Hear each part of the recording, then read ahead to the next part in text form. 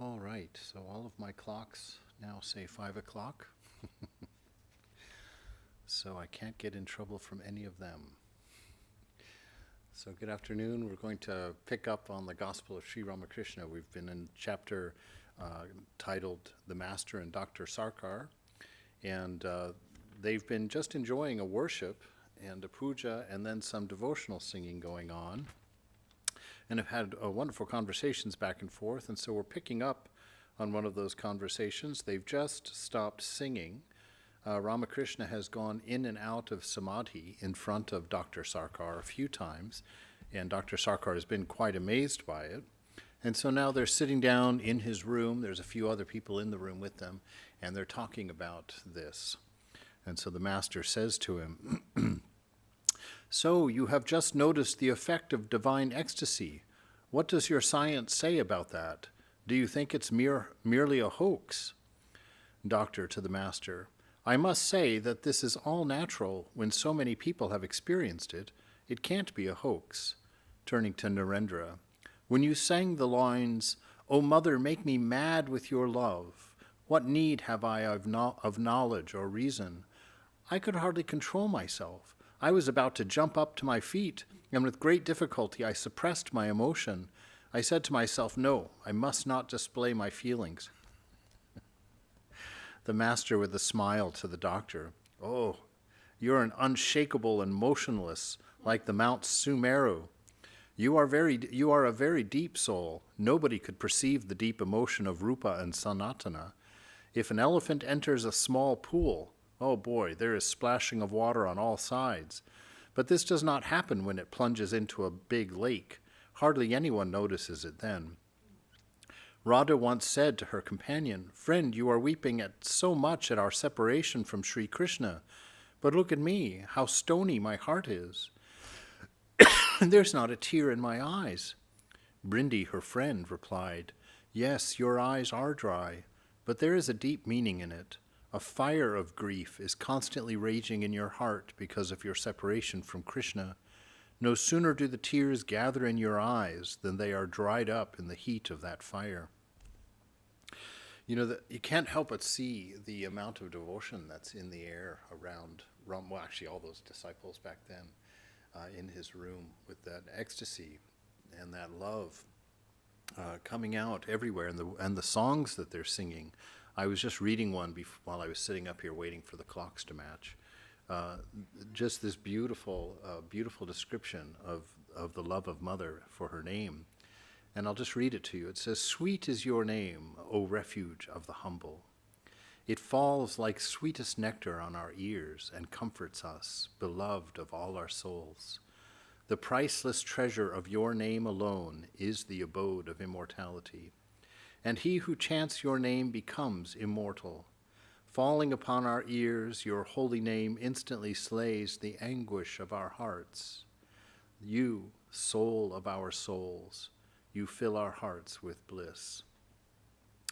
You know, I've read those songs like that, and I've sung many of them for so much of my life. And when I read these in the gospel, you know, this outrageous devotional language that's in them, when I first started coming to Vedanta some 30 years ago, I would read those and just assume that they were poetic language, that this was, you know, a poetic flight into the love of God, since that's really all I had ever known.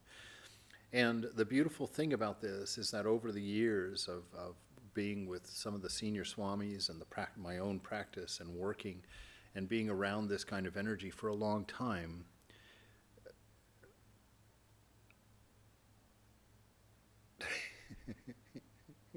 how to talk about those things, but these are promises. It's not a poetic flight. This is a promise. This is our experience of the divine. If we're sincere, dedicated, and earnest in our practice, if we stick to it, you know, we go through a lot of things in practice, you know, a lot of disappointment in ourselves. At first, there's a lot of embarrassment, a lot of that hatred's a strong word, but that self-disapproval comes up inside, and we have to wrestle with so many things. And none of that matters. None of it matters. It only matters to you for the experience that it limits you to in your devotion and in your practice with the divine.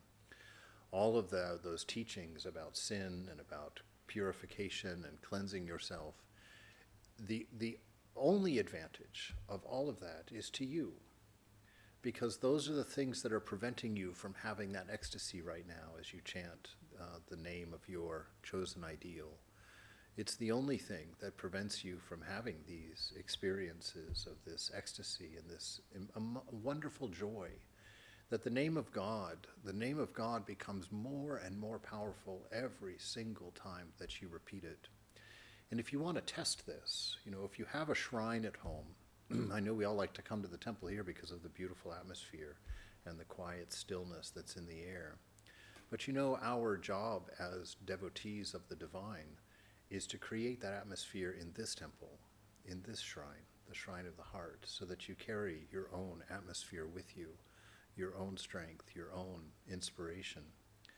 And that happens through the repetition of the name, that if you follow a two-step practice with any of your discipline, anything that you're trying to overcome inside is only a two-step practice. It's turning to the face of your beloved within your own mind if you're facing a difficulty or facing something that's pulling you out of your peace or out of your quiet. To turn to the face of your beloved in your mind, just as a thought initially. In time maybe that will change, but initially just turn and just say the words, "I take refuge in you." And then begin chanting the name. And if you don't have a mantra, you don't know the name, make up your own name for the beloved. Ravia did that and wrote a wonderful poem about it, where she said, "I've been calling out to God for years and have heard no reply. And then I thought, well, perhaps I'm calling out the wrong name." And she says, so then I made up a pet name of my own for God and told nobody else about it.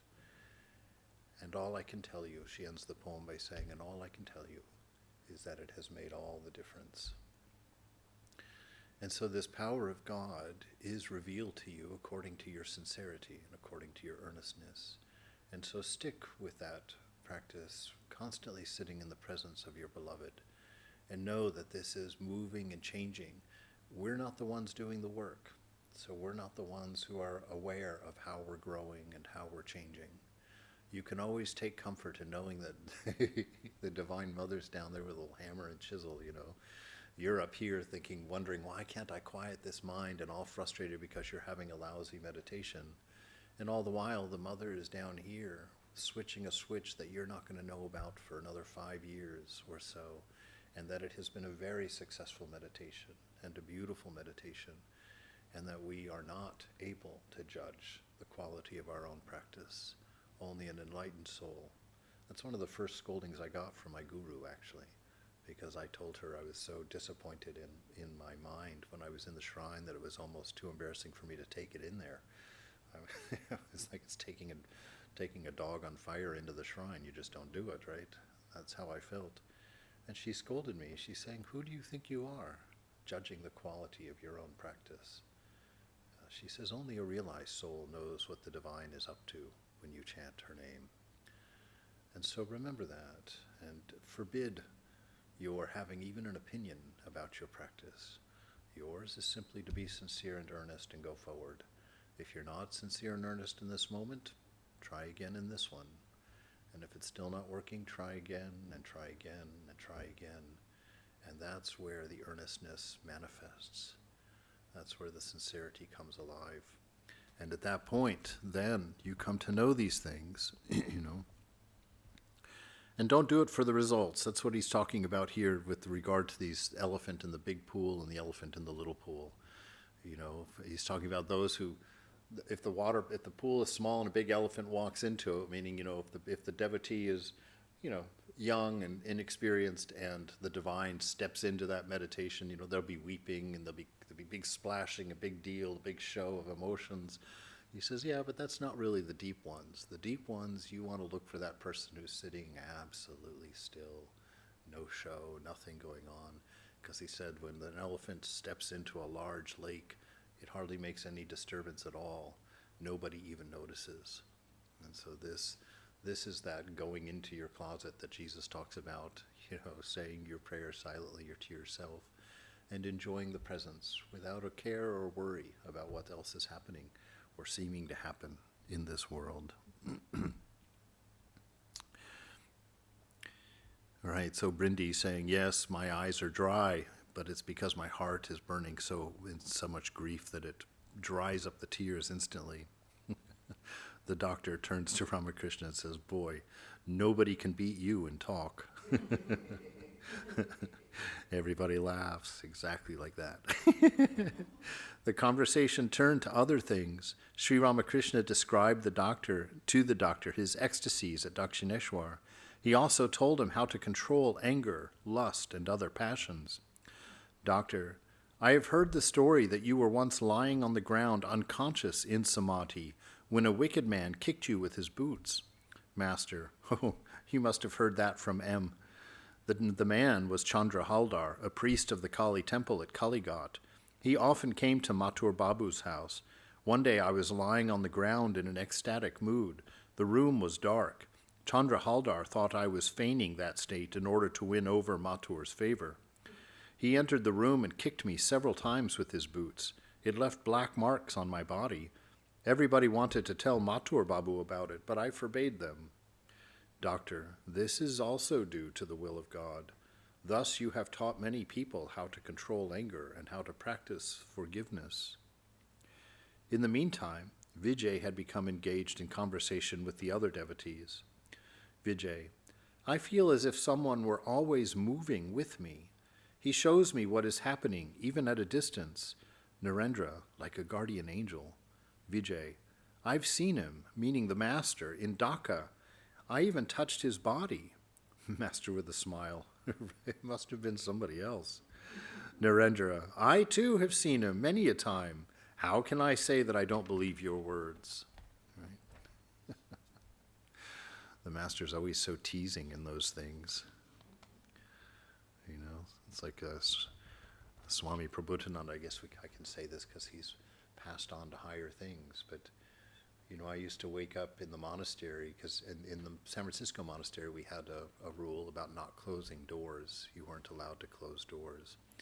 And so when I was in my room, I'd woken up at least 3 times in the last year that I was with him.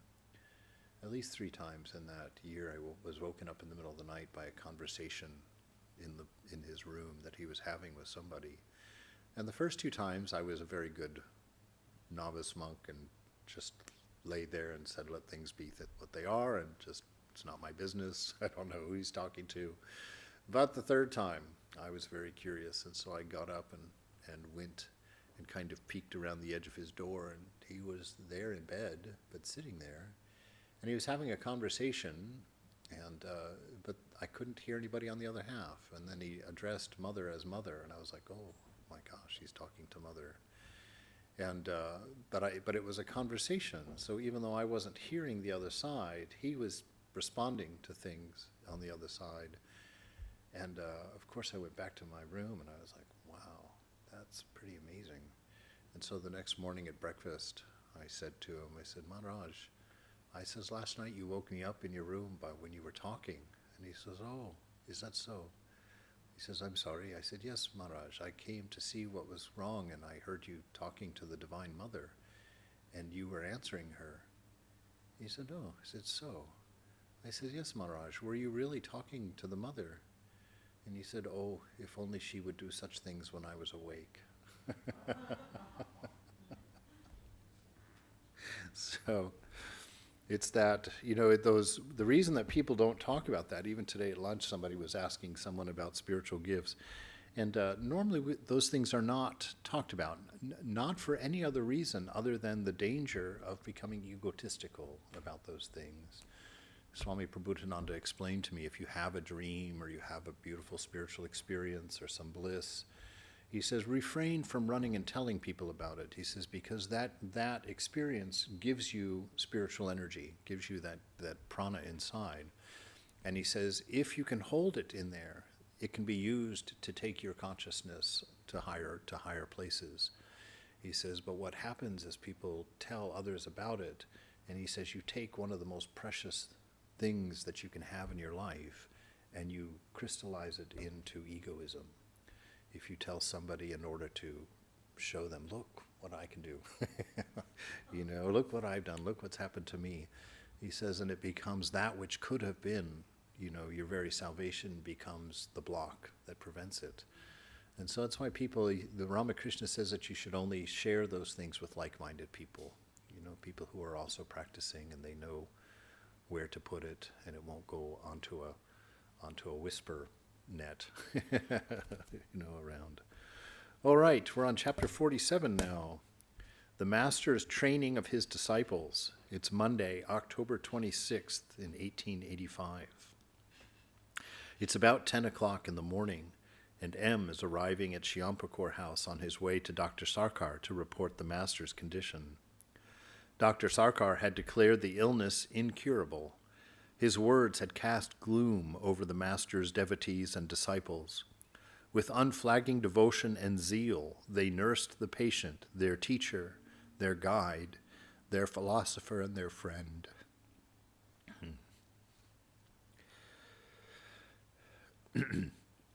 A band of young disciples, led by Narendra, was preparing to renounce the world and to dedicate their lives to the realization of God and the service of humanity.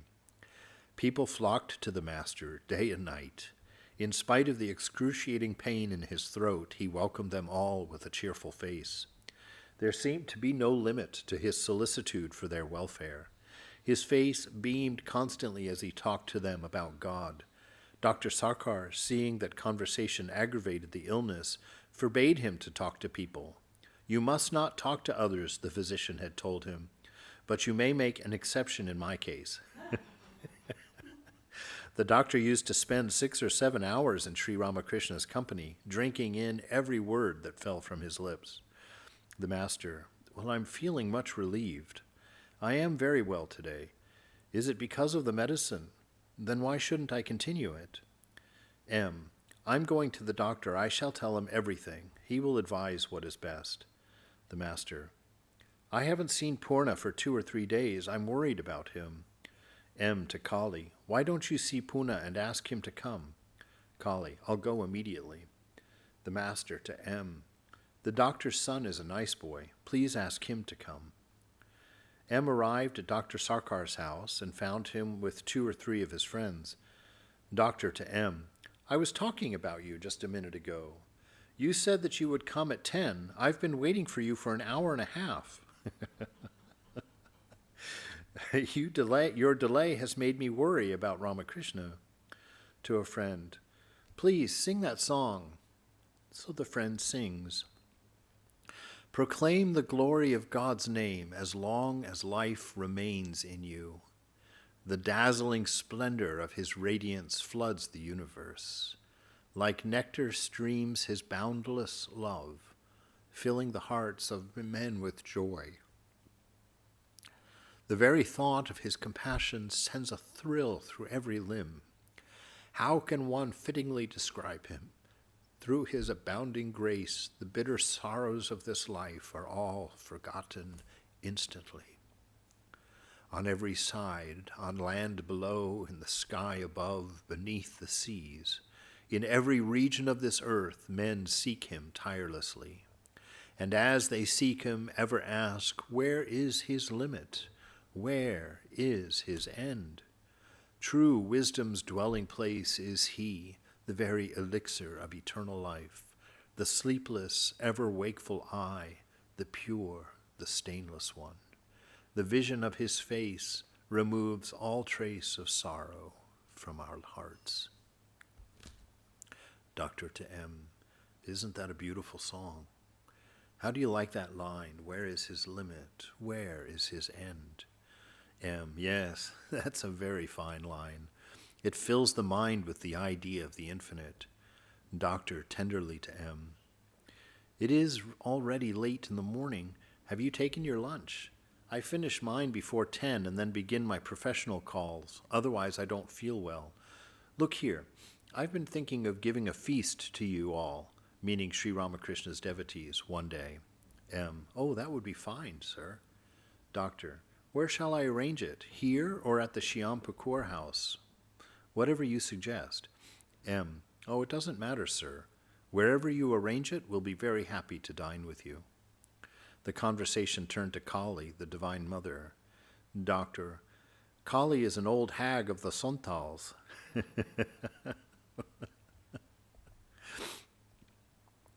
M burst out into loud laughter and said, "Oh my God, where did you get that?" The doctor, "Oh, I heard something like that." M laughs. They began to talk about the ecstasy that Vijay and the others had experienced the previous day in the master's room. The doctor also had been present on the occasion. The doctor, "Yes, I witnessed that ecstasy. But is excessive ecstasy good for one?" M. The master says that an excess of ecstasy harms no one if it is the result of the contemplation of God. He further says that the luster of a gem gives light and soothes the body. It does not burn. Doctor, oh, the luster of a gem. That's only a reflected light. M. Well, he also says that a man does not die by sinking into the lake of immortality. God is that lake. Plunging into that lake does not injure a man. On the contrary, it makes him immortal. Of course, he will become immortal only if he has faith in God. So this idea of becoming immortal, how is that, and why would they talk that way? You see, we don't, as a self, as an individual, we've come to believe a couple of things. One, that we're a particular. We think that we're a point in time to move around. But our nature is not particular. Our nature is universal. And not just in the sense that I think I'm one with everybody, or I can look and pretend I'm one with everybody, but that which is moving all of us is the same one, is deep within us right now. That same soul powers all of us, just like all of the characters in a dream are powered by the dreamer, right? Although they all interact as if they're separate. And that this oneness is where that knowledge of immortality lies. And it's known only through silence.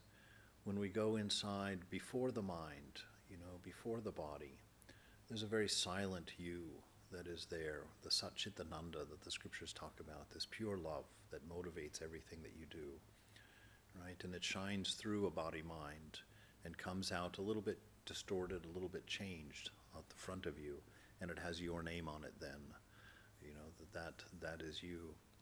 And the reason that they talk about becoming immortal is because in this state right now of delusion that we have, thinking that we're individuals, we think we're individual because we think we're a body and we think that we're a mind. Even though the changing of all of that is so constant and so complete that just simply thinking about it for a while, you will realize how impossible that is, that this steady notion of self that has never diminished, that it would actually be caught in something that identifies it, like a body or a mind. But the body has been so different through these 60 years of my life anyway. And even today I was chuckling as I was sitting up here before class, because I've been in the temple today as a cleaner, I've been in the temple today as a fixer, a handyman, fixing doors and getting rid of places where mice can get into the building, and walking around and looking for those things. And then I go home, take off my jeans and holy clothes, the ripped clothes, and then put on this outfit and come down and sit here. And now I'm sitting in the same temple as a teacher, from a book. And I'm like, who am I, right? What am I? It's like all these different things that I could identify myself with in a day. None of them are sufficient, because you are everything and more. We always have to add that and more. God is the universe and more. God is everything and more. We always say that so that the mind doesn't fool us into thinking that God is a particular, that he's just a thing that we can grab and describe and understand. That's bigger, bigger, bigger, bigger. And so this becoming immortal is not about actually becoming immortal, because you are, by definition, but you do not experience it and will not experience it at the time of death because you believe yourself to be the body. And by believing, identifying with, by saying me, I, this, that this is me, as long as we hold that idea of ourselves as the body dies, as we lay there on our deathbed, Beth dead. That's good. Not bad. Deathbed. That we, if we believe ourselves to be the body and we haven't done the practice to get that space, that observation really nailed down inside. Obviously, the body is separate from me. We talk about it all the time because it has to report to you. You don't know how it feels until it gives you a sore throat or it gives you that funny taste in your mouth. And the mind the same way, it reports to you. We hear it again and again, but if you don't sit with that for a time every day and experience the truth of it by observing very closely, you don't get that wiggle room. That wiggle room is so very important because at that time of death, you want to have that wiggle room to stand by and watch the body die, right? Because if you can get that wiggle room, just that idea, then you can go there, utter your mantra, take your refuge, and stand there and watch the body phase out, and then watch the mind silence. And if you're aware of what's happening because you've been there, you've done your practice, you're sitting there in that solitude, then that is knowing your immortality. And at that point, so many people realize God at the point of death, Ramakrishna says, because of that. You've done the work, you weren't able to see it while the body was healthy because you were still pretty convinced it was you. But at this moment of death, as you've sat there and watched the body wind down to nothing, and then watch the mind silence of its own accord, you realize all that's left is this, with no definition, no limit of thought, no name of smallness, right? And at that moment, you come to realize you've watched the body drop off, you've watched the mind silence, and the I am is still there and expanded. At that moment, you come to your realization, like, this is it. This is it. So he's talking about this. This is how we become immortal, despite the fact that we are immortal. Because what happens in the other way, I like to think of looking at these near-death experiences where they have this light at the end of some tunnel that everybody walks through in a general way. And then when they get at the end of it, they always see something. They see Jesus, or they see their grandmother, or their grandfather, or it seems to be some ideal of love they always see. And so I always imagine that God dresses up as your grandmother to become to you that highest identity of love, that highest symbol of love for you. And he stands at this light of pure love, of pure awareness. And it's a light that reveals everything. Nothing can lie hidden in that light. And if you can walk that light with a faith in grace, knowing that there is no motive but love in that light, then you won't flinch left or right. You'll be able to walk right into the arms of your beloved without any fear, right? But if you haven't done that in your meditations, worked up that knowledge of grace, that experience of grace, that experience of the love of the divine, what happens is you walk along that corridor, perhaps, and you feel that shame of something that comes up, or you feel a fear because you don't know what pure love is. You've never been reassured of that. Everything is okay from the top to the bottom. Nothing is out of order. If you haven't noticed that, and in fear you quench, that immediately becomes your next birth. Whatever you go to for refuge in that nervousness or that fear or that anxiety, whatever you grab, that's your next birth. And you just pick up, no punishment. It's not a punishment. You've just chosen to go back and work on some things some more, to gather some more faith, a more deeper understanding of love.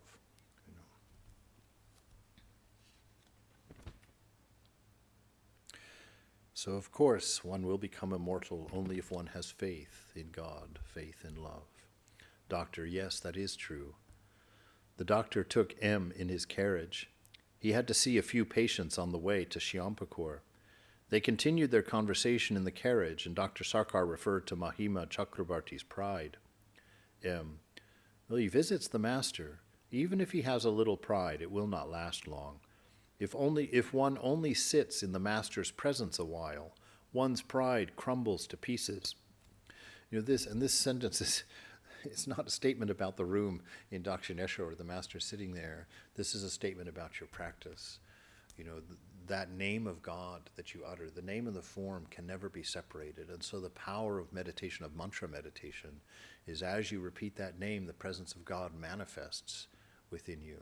That presence of Satchitananda, that pure love, that pure wisdom through being, that arises, and you have that ever-growing experience within yourself. And Satchitananda, which is your nature, the nature of your soul, Satchitananda is the only name we actually sort of allow for God or for that reality, right? And because those would be, they can't stick all the way through to final realization, but what happens is as you fall into God, as you're dissolving, like the salt doll in the ocean, the last three things that you'll scream out in ecstasy is love, wisdom, being. Those are the last three names of God to leave you as you expand into that infinite self there. So it's a name of God only as long as we're falling in. And it's what corrects you. You don't have to become a nice person.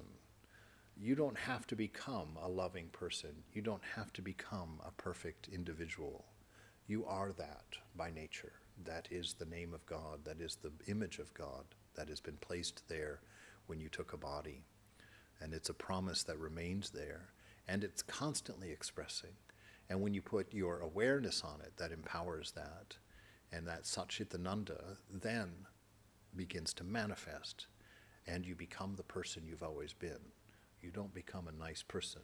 You don't become a loving person. You become that which you have always been, because you have stopping the mind from blocking the truth and limiting your definition of self to whatever it's told you about yourself in the past. And that's why it's in silence that we realize God. You see, because the mind is always going to be trying to define you. It's always going to be telling you what you are. And we're raised in a society where that's how we know everything. We think about it. That's how we learn. But spiritual life doesn't happen in the mind. Silent mind is better, because in silence, things that are obvious become apparent to you. You can see more clearly. And so in that silence, you don't have to do anything. Just being in the presence will correct the wrong thinking. Just putting yourself in that presence for that time will erase the anger, will allow the anxiety to dissolve. And what do? You don't think about the things that are dissolving. You think about the perfect love that allows it. And you expand your idea of love, and you examine and try to allow that kind of love, that aspect of love, to come out of you, right, in the world. And that's what we use to worship. We use that love that arises within us freely and equally in all directions. We use that to worship.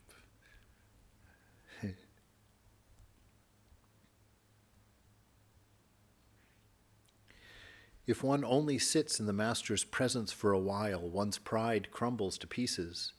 It is because the Master himself is totally free from egotism. Pride cannot exist in the presence of humility. A celebrated man like Pandit Ishwar Chandra Vidyasagar showed great modesty and humility in the Master's presence. The Paramahamsa visited his house. It was 9 o'clock in the evening when the Master took his leave. Vidyasagar came all the way from the library to the gate of his compound to see him off. He's mentioning that just to show the amount of respect that this great man had for Ramakrishna. He himself carried the light to show the way. As the Master's carriage started off, Vidyasagar stood there with folded hands. Doctor: well, what does Vidyasagar think of him? Well, that day he showed the Master a great deal of respect. But when I talked with him later, I found that he didn't much care for what the Vaishnavas call emotion or ecstasy. He shares your views on such things. Doctor: well, neither did I care very much for any such display of emotion as folding one's hands or touching another's feet with one's head. To me, the head is the same as the feet. If the man thinks differently of the feet, let him do whatever he likes. We know that you do not care for the display of feelings. Perhaps you remember that the Master now and then refers to you as a deep soul. He said to you yesterday that when an elephant plunges into a small pool, it makes a huge splash. But when it goes into a big lake, you see hardly a ripple. The elephant of emotion cannot produce any effect at all in a deep soul.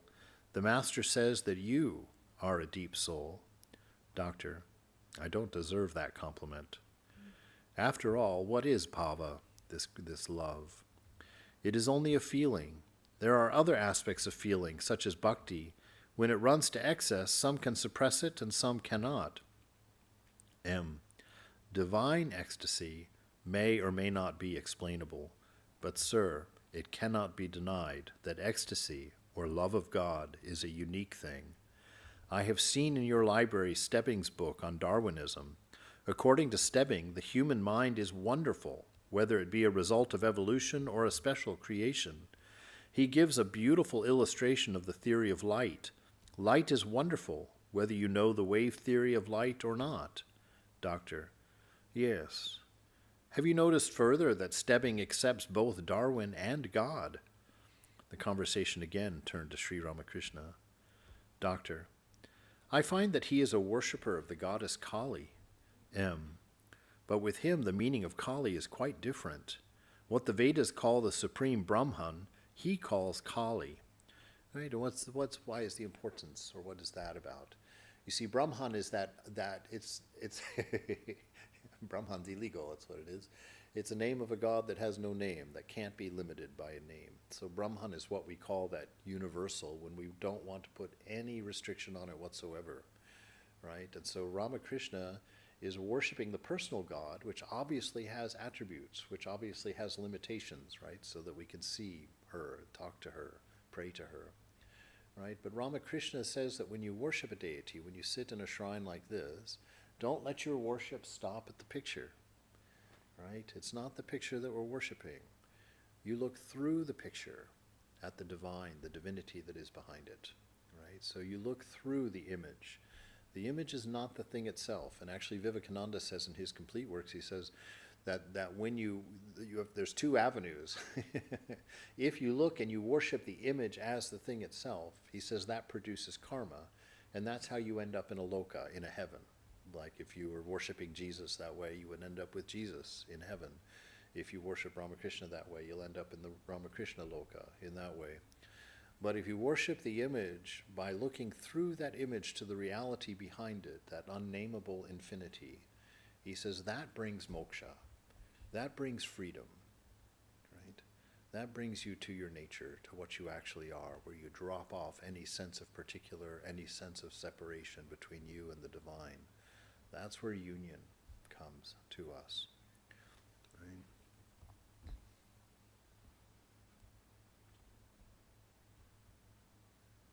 I find that he is a worshipper of the goddess Kali.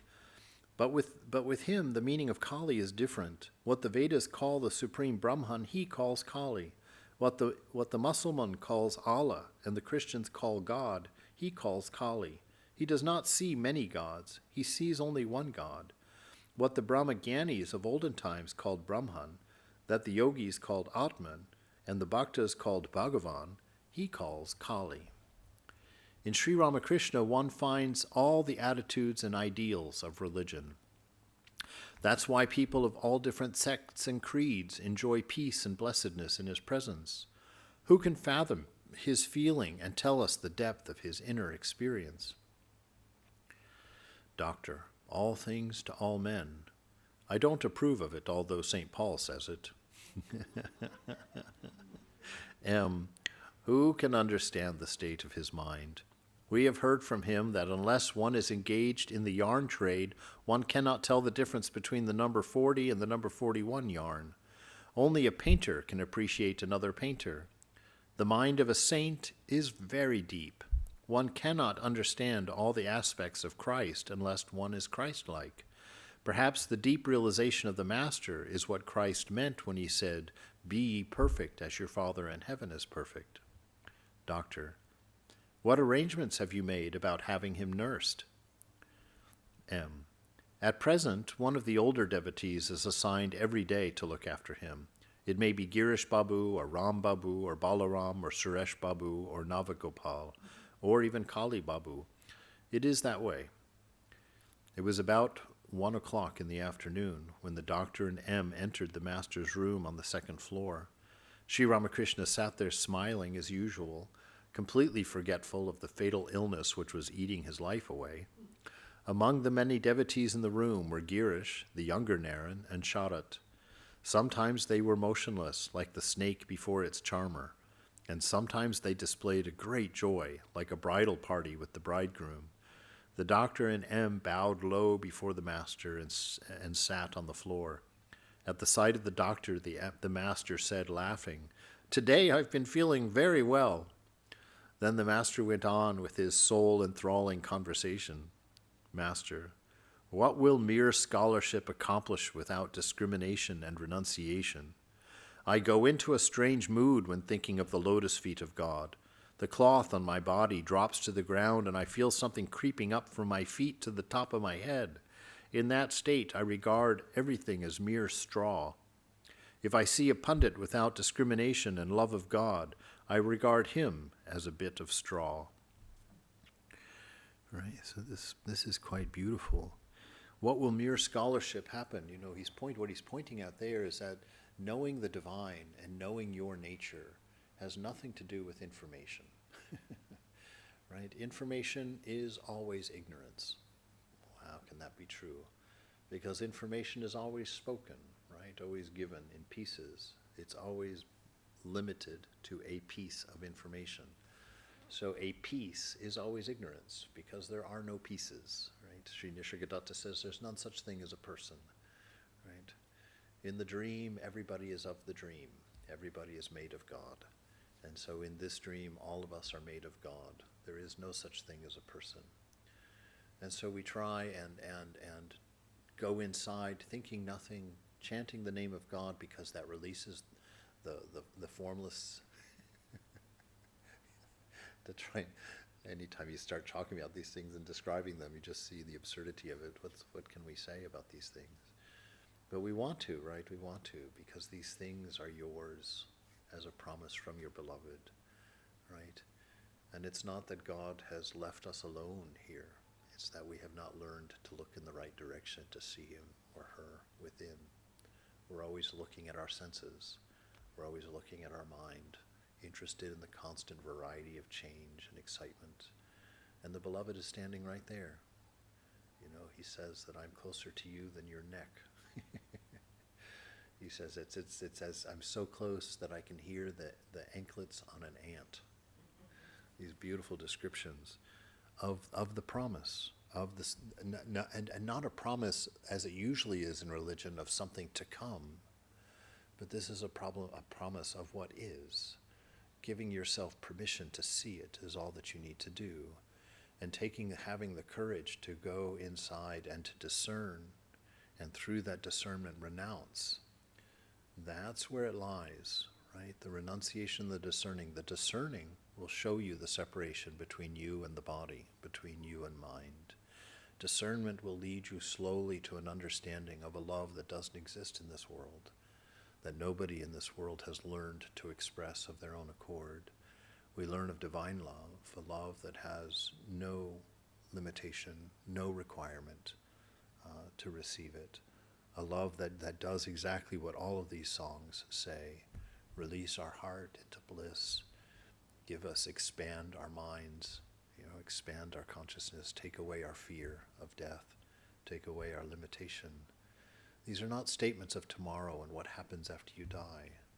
They're statements about the reality that you're living in right now, if you have, one, the courage, and two, the strength to give yourself permission to see them, to experience them, by renouncing the things that are preventing it from happening. And what are those? Anything that changes. Anything that changes is not real. And in our meditation, we're just trying to sit in the presence of that one thing that does not change. And that's up to you to find in yourself. That one thing, which is actually you, that sense of I, the I am in you, that has always been there. That is the divine. That is the unnamed one, which releases the love and the bliss and the ecstasy. All right, we'll stop there for today.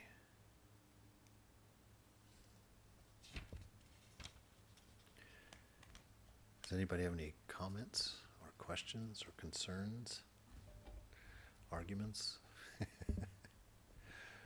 All right. Well, it's September full on now, and tomorrow Swami Vedarupananda is going to give us a lecture on Vedantism. The Gospel of Sri Ramakrishna will go on. I'm not going to be here the next 2 Saturdays, so I imagine someone else will be taking the class for that. On the 27th, there's no class on Saturday. At 11 a.m., we're having the worship of the Divine Mother Durga. So if you fancy worshiping God as the Divine Feminine, what a beautiful opportunity to come and to do that. That's on the 27th. And then on the 30th, from 5:42 p.m. to 6:30 p.m., there's going to be a Sandhi Puja, and there's going to be group chanting of dry Sri Durga. All right. In the words of Ramakrishna, go forward, don't stop.